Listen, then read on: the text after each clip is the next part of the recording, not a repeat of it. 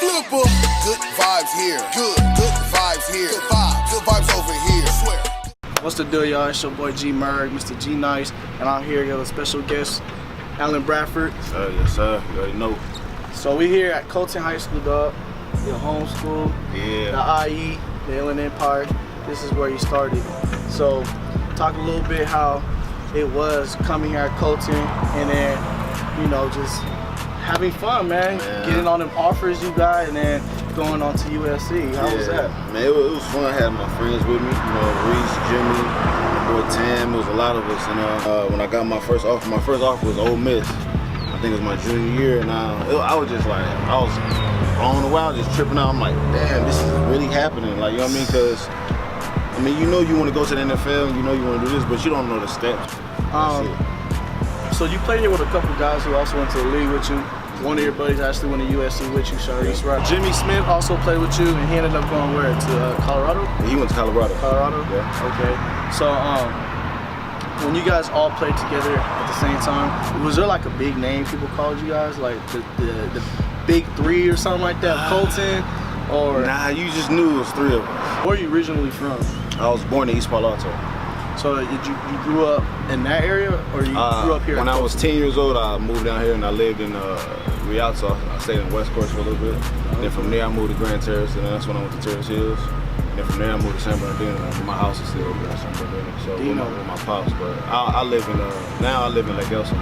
So okay. Yeah. So do you feel like playing football your whole life has kept you away from all the negative outside of, because San Bernardino, Rialto, big cities that's game related. Yeah, South Carolina. I mean, it's funny we here because we was about to fight. We was about to get in a fight like our junior year right here. Like I remember them walking down the street. We was in here like, bring your ass in here.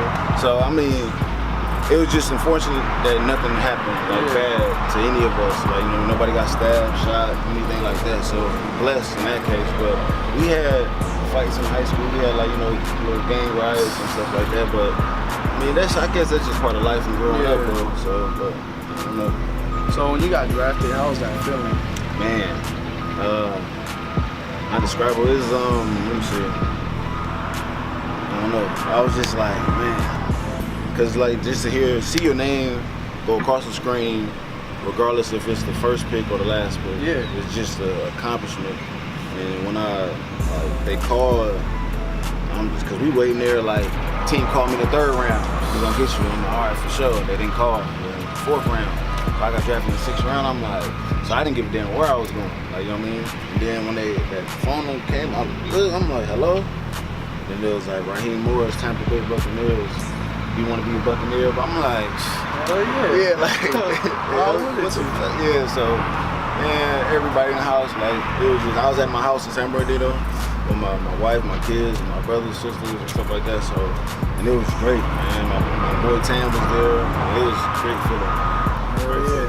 So that's everybody's childhood dream. Yeah, man. And especially coming from Colton, your buddies go to the league with you. That's fun too. It's crazy. Jimmy went first round, then Reese went third, and I went sixth. So y'all all the same draft? Same draft. I think that was the first time in history, though. I think you can check that too. That was the most players that one school had in one draft in IE, Colton.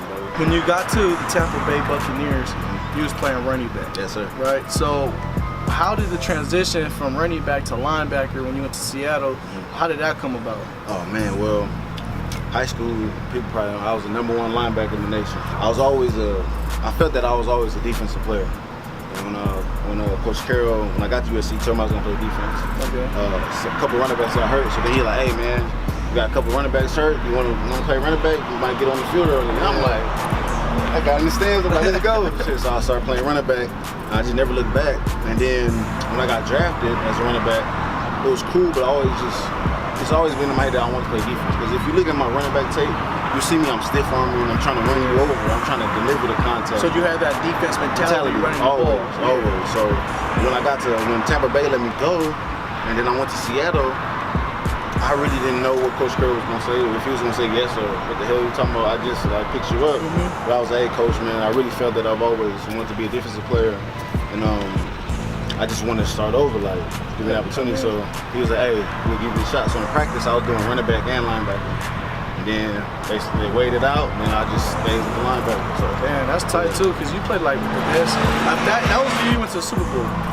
No, that was I was there 2011. Okay. So I made the transition 2011, 12, year 2013, and then 13 they released me, and I came back 14. Then we lost to the Patriots in the Super Bowl. Okay, so when you came at 11, you played with a good group of linebackers. Oh yeah.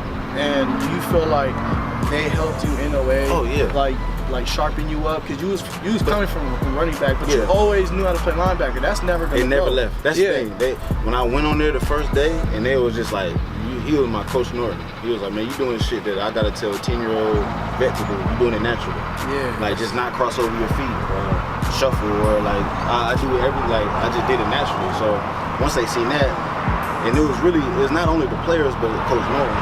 Yeah. Coach Norton Jr. He the one that had me making sure that I'm low. So every time I was in my position, I touched the ground to make sure that I'm that low. So I was that low every time. So it's just like he trained that in my mind. And then like, man, I just, like some days, like I was looking like an all-pro out there. Like, you know what I mean? And that's just what the coaches were telling me. It's like, you know what I mean? So it's just like, unfortunate, like I played a lot of special teams in the league, and I just never got my shot to get on defense. And then I got hurt in practice, and it was like, fuck, but hey, man, I made it. I played 5 years. I'm vested. Heck yeah. I'm blessed, like, you know what I mean? So. Hey, I seen your tape when you played with ATL. Oh man. You're a monster on Appreciate it, man. If you guys need to see his highlights on YouTube when he played with Falcons, bro, this guy has a high motor. He has a lot of energy. He's gonna come and blow your head off. That's just real talk. And I seen that, I was like, dude. I appreciate that. I was like, but when I seen you up, you was going downhill, he didn't do his, I was like, damn, I gotta do that shit this year too, man. Hey, that's what I do that. Man, my thing is, man, my dad said, when I left home, he said, you can't come home now that you come back with somebody's head, period, or you're gonna sleep outside. He was telling me that when I was like 10 years old. So that motivated you? Oh, everything, I'm coming back. Like I had a different stick mark. If we playing that team, I'm gonna have that color on my helmet at the end of the game, period. That's like when you play All-American. You be like, this one we played Bloomington. Exactly. This one we played Raiders or somebody. Exactly. Man, that's crazy. So like, what were the things that kept you motivated when you were coming from here in the Inland Empire? What kept your head on straight to pursue your goals and to, get to the next level, man? I think my father, he just made sure that I had my head on straight. Wasn't letting me go out like that when I was like younger, when I wanted to. I remember one time I went to the party, and then he like dropped me off. All right, I'm gonna holler at you. I'm like, all right, hell yeah. I'm in there chilling with my girl. It's like, hey nigga, I'm like, what? It's like, hey, your dad had the door asking niggas for money. I'm like, what? So he like charging people at the door. I'm like, hey dad, let's go, man. We out. So like my dad was always on me though, but after my junior, he kind of let up, and then I was chilling. I was just floating, but man, my dad kept my head on straight, man. What's up, man? So, academic-wise, was you a bright student or you was an okay student? I was okay, man. I finished with like a 2.5, 2.6. That ain't bad though. Yeah. Because I mean, it weighs out when your SATs and stuff like that. Hey, oh yeah. Because I ain't the brightest student in the world either, but I got into St. John's, and sometimes I wonder how. But it's all good, dude. Straight up. All right, so like since you're done now, pretty much with the league, right? So officially retired. What is it that you're gonna do now since you're done? Man, it's the lab things I want to connect with them and really start some consulting things as far as helping people.